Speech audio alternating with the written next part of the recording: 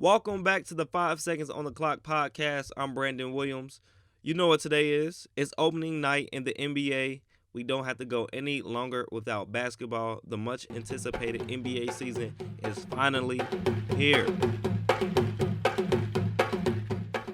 A bunch of player movement, big time players making big time moves, going to new teams.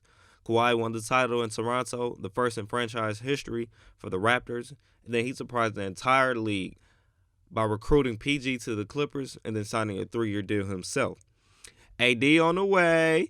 AD got his way and was traded to the Lakers. Kyrie and KD are now in New York, just not with the Knicks. They're across the bridge with the Nets. Rush got traded from OKC to Houston. He's back with Harden. Both of them are MVPs now.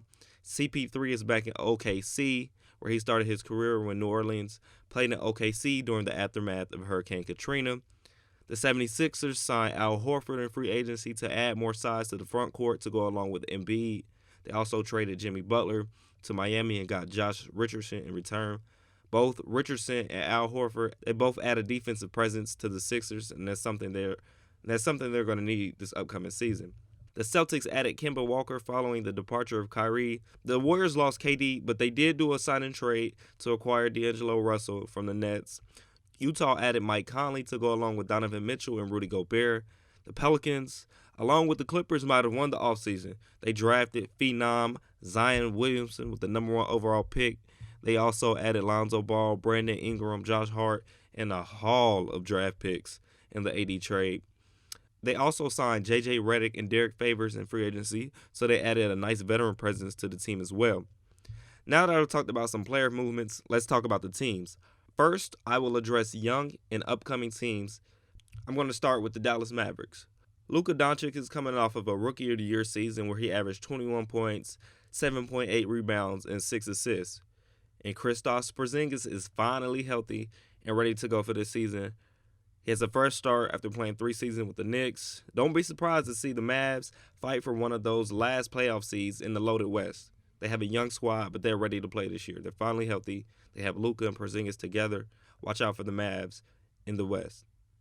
Speaking of young teams fighting for a playoff spot in the West, the Sacramento Kings have a squad full of young potential. Bagley, Buddy Hield, who just signed a 4-year, $94 million extension with Sacramento yesterday. Harrison Barnes, and they even added some vets like Trevor Ariza, Corey Joseph, Dwayne Dedmon. So they have a good mix of young talent. They also added some vets who could help that young talent, help them develop, and maybe help Sacramento fight for a playoff spot this year. We'll see. But the West is loaded, so we'll see. And of course, a team that all NBA fans would love to see in the postseason is the New Orleans Pelicans. Zion could be the future of the league. He's an unstoppable force. He made it look easy in the preseason. Yes, it was just preseason, but he still was going up against NBA talent. He looked pretty good versus the Jazz, aggressively attacking. When reigning 2-time Defensive Player of the Year, Rudy Gobert was the closest defender. He didn't back down. But as we found out yesterday, Zion will miss 6 to 8 weeks to begin the season, so we'll have to see how the team performs in his absence. I don't blame the Pelicans for playing this safe and being extremely cautious with this injury situation, especially because it's a knee injury. He had successful surgery on a torn meniscus, but he's going to be out 6 to 8 weeks. But when it comes to knee injuries, they're no joke, especially for a player like Zion who relies so much on his lower and upper body strength. Knee injuries can linger over the course of an entire career. But they have other young players like Ball, Ingram, Hart, vets like Drew Holiday, J.J. Redick, Derek Favors, Darius Miles, Etuan Moore. They drafted an athletic big man out of Texas, Jackson Hayes. He's a rim protector. He'll catch lobs and get easy dunks at the rim. They drafted Nickeil Alexander-Walker from Virginia Tech. He's a great scorer, so he's a nice addition to the team. So this team, like the Kings, they have a lot of young talent mixed in with some veteran presence. Now to the young teams in the East. I'm going to start with the Atlanta Hawks. Trae Young finished second in Rookie of the Year voting behind Luka and is ascending in the right direction. Trae and John Collins had great chemistry last year, and I think that's something that will continue. They drafted DeAndre Hunter from Virginia, who is a defensive stopper and can score the ball as well. He reminds me of Kawhi coming out of college, but I'm not saying he's going to be the next Kawhi because we all know how hard Kawhi worked to become the player he is today. But Hunter has great potential, and I think if he can hone in on that potential, he'll be a special player in this league for years to come. They also drafted Cam Reddish from Duke. who was one of the best players coming out of high school, but it was kind of overshadowed by Zion and RJ at Duke. I mean, and it's hard not to get overshadowed by those two players. They were the number 1 and number 3 pick in the draft, respectively. The Hawks also traded for Evan Turner and Chandler Parsons. They signed Jabari Parker. And they still have the human highlight reel, Vince Carter, who will become the first person in NBA history to play in 4 decades. He played in the 1990s, 2000s, 2010s, and if he makes it to January, he'll play in the 2020s. Next is the Orlando Magic. They still have Nikola Vucevic, Aaron Gordon, Mo Bamba, Jonathan Isaac, and former number 1 pick Markelle Fultz, who is now healthy and looking to turn the narrative of his career around. Hopefully he can do that with Orlando now. They signed Al-Farouq Aminu, and they still have vets like Terrence Ross, Michael Carter-Williams, DJ Augustine. So look out for Orlando this year in the East. I think they'll make the playoffs again like they did last year. Remember, they won Game 1 versus Toronto before going on to lose that game in 5. I mean, that series in 5. But, come on, the Raptors were their eventual chance, so can't say anything about that. But I think they could maybe make it to the second round in the Eastern Conference playoffs this year. We'll see. There are some other young teams out there that I didn't mention, and that's because they will either be on my list of contenders or pretenders. First, the pretenders. But let me define pretenders. These are teams that will probably make the playoffs, but I just don't see them making the conference finals or competing for an NBA championship. These teams aren't bad. They're just teams I think will make the playoffs, but not necessarily have the opportunity to compete on the biggest stage. I'm going to start in the East because the West is deep and will take a while to get through. But I'm starting with the Raptors. Yes, the defending champs. They lost Kawhi, the Finals MVP. Danny Green was second in the league in three-point percentage last year. He's now with the Lakers. They did just sign Pascal Siakam to a 4-year, $130 million max contract extension, so they got him locked up for the near future. And they still have Kyle Lowry, but this year won't be the same, obviously, because they don't have the two-time Finals MVP, Kawhi Leonard, who's now in LA with the Clippers.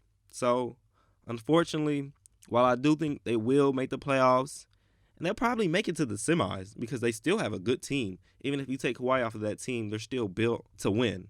But they're just not going to win on the biggest stage without Kawhi. Next, I'm going to go to the Pacers. I really like the construction of the Pacers squad. Victor Oladipo will be back healthy this season. They signed Malcolm Brogdon in free agency. That might be the best defensive backcourt in the league. Brogdon and Oladipo.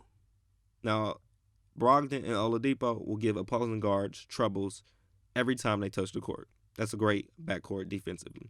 They also signed Jeremy Lamb to go along with guys like Miles Turner, who led the league in blocks per game last season.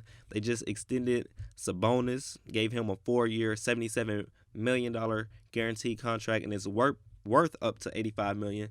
So they believe in Sabonis and want him to be a part of the future there in Indianapolis. But I don't see the Pacers as a team that can make it to the conference finals in the East. The Bucks, Sixers, Celtics, Raptors, Nets are some teams that could be in their way. Next, I have the Celtics. They replaced Kyrie with Kemba Walker. Walker isn't quite Kyrie, but he's still a great point guard. Clutch, he averaged 25.6 points a game last year, 5.9 assists, and he's an all-star.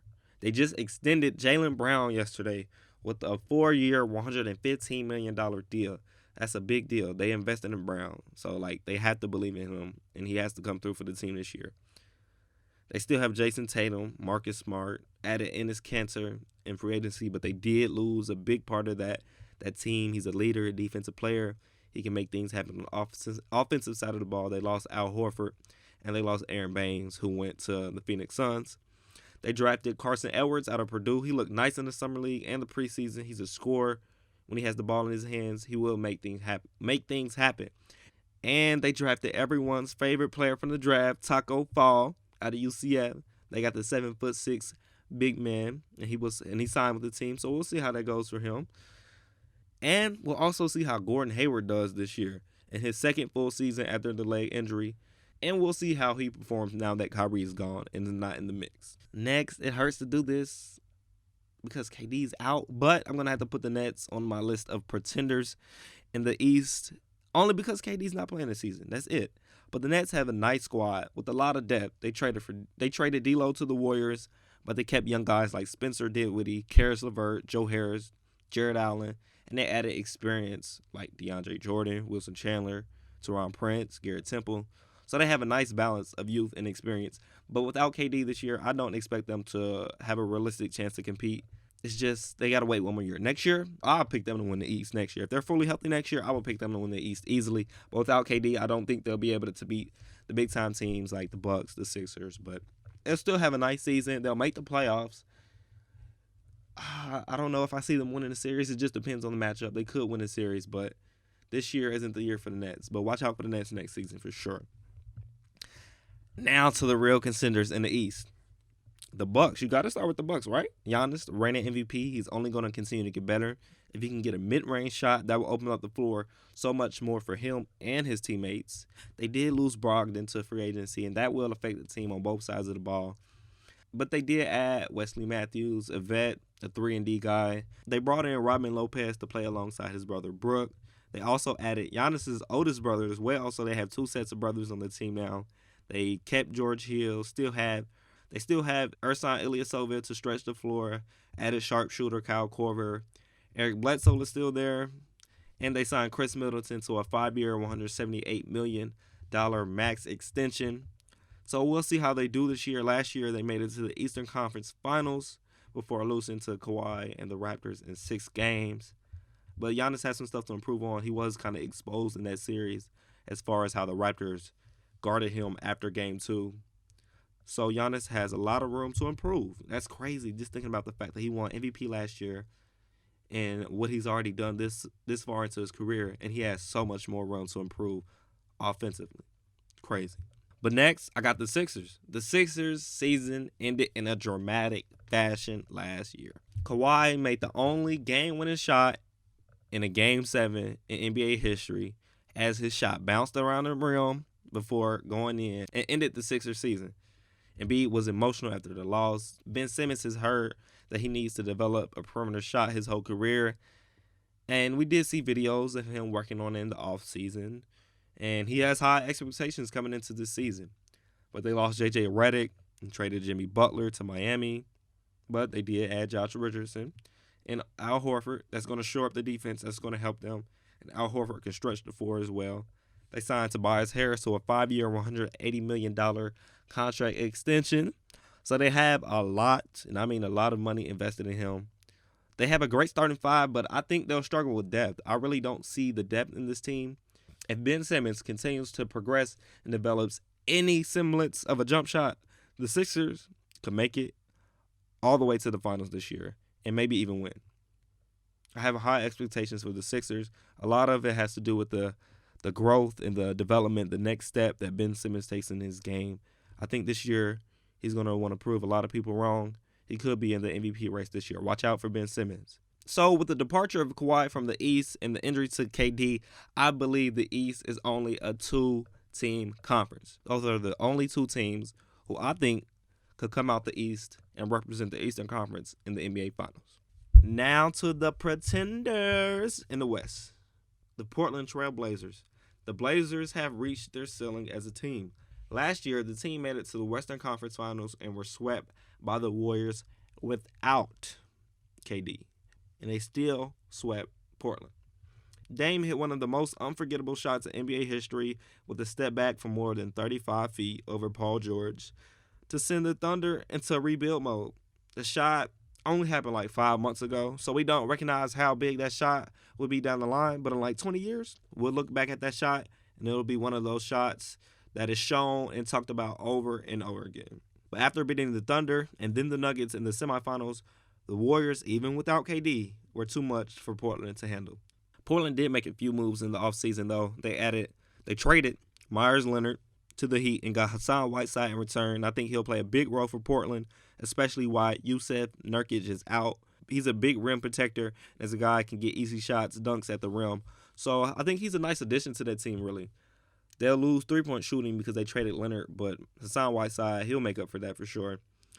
They traded Evan Turner to the Hawks for Kent Bazemore, so now they have the lefty on their team. They have 2 lefties now. They have Rodney Hood as well. So We'll see how Bazemore and Hood do as far as perimeter defending in the West, because that's something they're definitely going to need on the wing in the loaded Western Conference. But I just don't see them returning to the Western Conference Finals, and what was an already loaded Western Conference that got even better in the offseason as far as a competitive standpoint. The Utah Jazz. I really like the moves this team made in the offseason, trading for Mike Conley, who will take some responsibility off of Donovan Mitchell's plate, which I feel like will help Mitchell bounce back from a drop in production last season. They signed Bogdan Bogdanovic in free agency from the Pacers. They signed some experienced guys like Ed Davis and Jeff Green. And they just re-signed Joe Ingles yesterday to a 1-year, $14 million deal. The thing I like about this team is they have a defensive identity. That, along with that college-like home court advantage that they have in Salt Lake City, is something that can help them upset a team and maybe make it to the conference finals. The only reason I don't think the Jazz are contenders is because in the playoffs, elite players can take over games and completely shift the momentum of a series. And Utah just doesn't have one of those guys. They don't have that one guy, that one superstar who can change the whole dynamic of a series. Ooh, wait, listen, I got a hot take on this one. Listen to this next pretender I have in the West. The Houston Rockets are pretenders in the Western Conference. If we're just talking about talent as far as tandems go, Russ and Harden are third in the NBA, right behind AD and LeBron and Kawhi and PG. But what will they do in the playoffs? Like Portland, I think the window has been closed for the Rockets. The last two seasons, especially the season before last, when the team was leading the Warriors in Game 7 in Houston, and the Rockets couldn't hold the lead. I think that was the team's best shot at winning the West and getting to the finals with Harden. Now they have to legitimately worry about teams like the Lakers, Clippers, Nuggets, Jazz, Warriors, even without KD. So I think it's too crowded in the West for Houston. And I just haven't seen Russ or Harden show up in the waning moments of a big playoff game when it matters the most. I mean, like making a game-winning play to help the team advance to the conference finals or the finals and big leverage moments like that. I'm not in love with Houston's depth either. So I think it'll be tough for them to make it out of the second round, especially with the two powerhouses in LA. I got the Warriors on my list of pretenders in the West as well.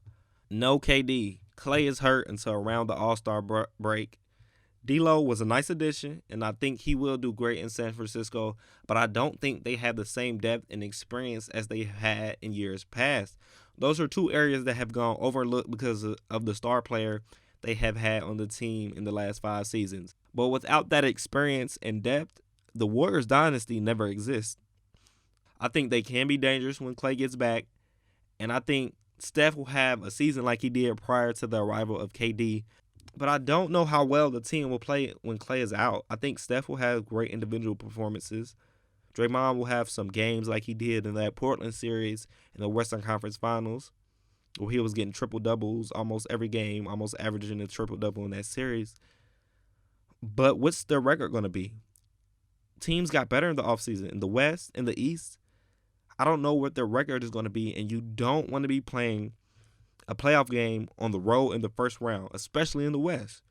Golden State has a lot of unanswered questions for me, so I don't know what realistic expectations should be for this team. But I don't think championship contention is in the cards for the Warriors this season. Now to the contenders. I'm going to start with the Denver Nuggets. Yes, I'm saying the Houston Rockets are pretenders, but the Nuggets are contenders. Here's why. Depth. From 1 to 12, the Nuggets are probably the deepest team in the NBA. They have Nikola Jokic, Jamal Murray, Paul Millsap, Gary Harris, Will Barton, Malik Beasley, Mason Plumlee, Michael Porter Jr., who could be a breakout star this year and can help this team reach new heights. If it weren't for his back problems when he was at Missouri, he's probably one of the top 2 to top 5 picks in last year's draft. The Nuggets still have Monte Morris. They added Bol in the draft. Like Michael Porter Jr., he could miss a lot of time in his rookie season due to injury, but if they can get him to tap into his potential, oh my God, look out for the Nuggets. Jeremy Grant was a nice pickup for the team as well. Shout out to Jeremy. He went to SU, and I'm a Syracuse alum, so I got to show love to my fellow Orangemen, Orange Nation. We here. But, of course, both LA teams are contenders. That's easy. The two best active players in the league, LeBron and Kawhi, they call Staples Center home. I'll start with the Clippers. The Clippers are probably the deeper of the two teams and definitely the better team defensively. Of course, they have Kawhi, they have PG, but they have some dogs like Pat Bev and Montrezl Harrell that like to mix it up on the defensive side of the ball. Lou Williams, he's a walking bucket, the reigning sixth man of the year, his third time winning the award. They added Mo Harkless from Portland. He's another long wing defender who can guard from the 2 to the 4. And Landry Shamet, who they acquired in the Tobias Harris trade last year, he wasn't just a player Philly threw in the trade. The Clippers knew what they were getting. He's a nice scorer. He's aggressive. When he comes in, he has that mindset that he's going to score. He kind of reminds me of Lou Will in a way, but I'm not going to say he's Lou Will because Lou Will, he's been doing this for a long time. He got longevity, that consistency. He's a dog. But come on, man. Of course the Clippers are contenders. Now to the Lakers. The Lakers have almost a completely new roster. But adding AD was the most important acquisition for this team by far. LeBron and AD are going to be very special. Listen, y'all see it tonight. Y'all will see tonight. Two of the top 5 players in the league are on the same team. And both players have a lot to prove after missing extended time with injuries last season and the drama surrounding the AD trade request and the Lakers' attempt to acquire AD before the trade deadline last season. So it's a lot going on. And a lot of people are saying LeBron doesn't have the crown anymore, and they're wondering if he can snatch it back. The Lakers are one of the oldest teams in the league, but that means a lot of experience. That does mean a lot of experience. They brought back Rondo, KCP, JaVale McGee, signed Danny Green, Jared Dudley, Dwight Howard, A.B. Bradley, Quinn Cook, who has championship pedigree from playing with the Warriors. And if Kyle Kuzma can take another step and improve his game even more, the Lakers could dominate come playoff time. I can't wait for the season. I honestly can't wait for the season. I can't wait for the night. I wish Zion was playing, but, get healthy young fella. But tonight is going to be so fun. Raptors, Pelicans, Lakers, Clippers. I can't wait. But now, to the players and coaches I think will win end of the season awards. MVP, I'm going with AD. Anthony Davis. Playing with LeBron will open up the floor for AD. He has always been the singular focus of the defense when he was in New Orleans. Now LeBron will attract just as much attention, and this will lead to easy buckets for AD. He will get easy tip-ins and put-back dunks off of LeBron's penetration. Even if LeBron misses the shot, he's going to draw the defense, and AD will be there to clean it up. Plus, he's playing with 2 pass-first guys like LeBron and Rondo, who are going to consistently be looking to get him the ball in his sweet spots. They know his sweet spots on the floor, especially Rondo. He already had some chemistry after they played together in New Orleans 2 seasons ago. But LeBron, I'm sure in this offseason, he's been trying to find where AD's sweet spots are on the floor. And best believe those 2 will get AD the ball in his sweet spots. So AD, I think he's going to have a great season this year. I think his numbers could be somewhere like 28-12, 28-13, because it's going to be so much easier playing with the Lakers. Defensive Player of the Year, I'm going Giannis. Giannis finished as a top 3 finalist for the award last year, and I think he'll only get more instinctive on the defensive side of the ball. And those long arms will help him get in passing lanes, and I think he'll have a lot of chase down blocks this year. Watch out for that. And he'll have opportunities to get blocks off of help defense. Of course, he got big men in there like Brook Lopez, who was second in the league in blocks per game, second or third. He was something like that in blocks per game last year. So I think Giannis will have a lot of opportunities to make plays on the defensive side of the ball. And I think he'll follow up winning MVP last year by winning Defensive Player of the Year this year. Rookie of the Year. Listen, this changed a lot after that news came out yesterday. If Zion were healthy, it would be his award running away, not even close. But since he'll miss 6 to 8 weeks after undergoing surgery for a torn meniscus, Zion, he won't be able to win the award. He just won't. Missing so much time is going to hurt his chances to win Rookie of the Year. So since we know he'll miss so much time, I have to actually think about this award. But I'm going to go with Ja Morant. not just because he was the second pick, but because he is a playmaker and is must-see TV when he has the ball in his hands. I think he could average 8 or more assists a game.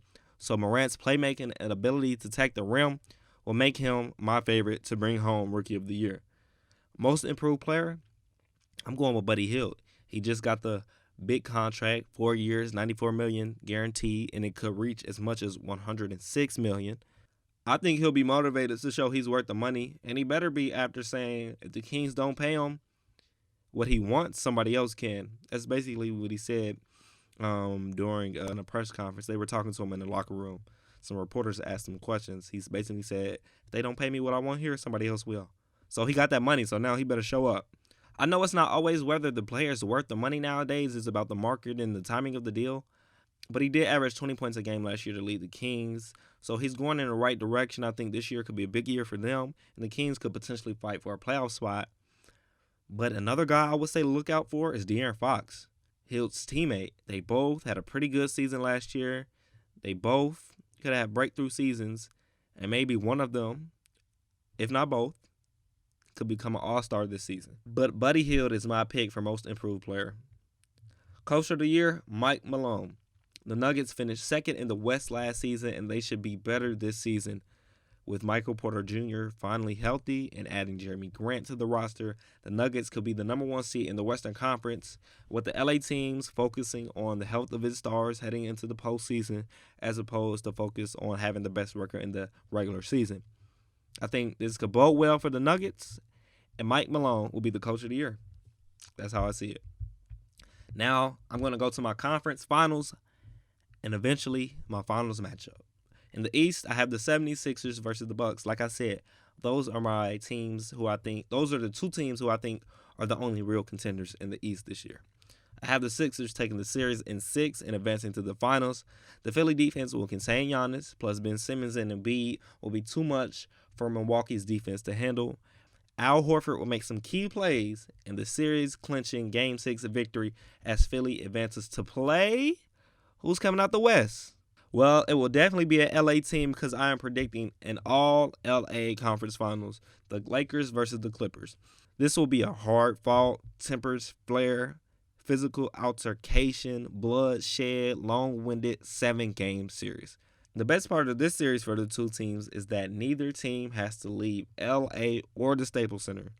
I got the Lakers in 7. I think AD and LeBron will be too much to overcome. Kawhi has been there and done that, but I'm concerned about Paul George on the biggest stage. Kawhi did take a bunch of guys who haven't been on that stage to the finals last season and won the championship, but I think the talent of AD and LeBron, along with the championship DNA of guys with Rondo, Danny Green, and Quinn Cook, will push the Lakers over top. To the finals, the Sixers versus the Lakers. I got the Lakers in 5. I know that might sound like, what? You got the Sixers going there, but you're not giving them a real shot. Nope. The Sixers will have achieved a lot by coming out of the East. Embiid and Simmons are still young, and they will learn a lot from this finals experience. But the Lakers will expose Ben Simmons' inability to shoot a consistent jumper. Even if Simmons gets to the point where people have to respect his jump shot and have to contest it every time he shoots, one offseason isn't going to take you from an absolute non-factor outside of the paint to someone who consistently makes a jumper on a stage like the NBA Finals. LeBron and AD shine. LeBron wins his 4th title and 4th Finals MVP.